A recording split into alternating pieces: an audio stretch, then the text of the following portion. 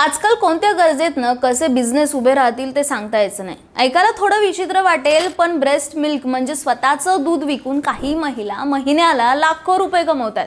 नवोदित मातांपासून ते अगदी बॉडी बिल्डर्स या बिझनेसचे कस्टमर आहेत। या बिझनेसला सुरुवात झाली ते 2024 पासून। ट्रम्प प्रशासनात आरोग्य आणि मानव सेवा विभागाचे सचिव असलेले रॉबर्ट एफ केनेडी ज्युनियर यांनी मेक अमेरिका हेल्दी अगेन ही मोहीम सुरू केल्यानंतर या बिझनेसची डिमांड वाढत गेली। पण त्यामागचं कारण काय, तर मार्केटमध्ये अवेलेबल असलेलं बाळांसाठीचं जे फॉर्म्युला मिल्क असतं ते भेसळयुक्त असल्याचं समोर आलं।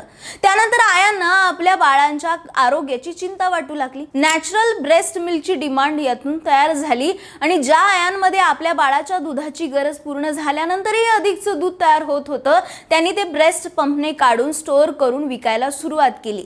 पण यात विशेष गोष्ट ही की फक्त कमी दूध तयार करणाऱ्या आयाच आपल्या बाळांसाठी हे दूध विकत घेत नाहीये, तर बॉडी बिल्डर्सही हे दूध विकत घेत आहेत।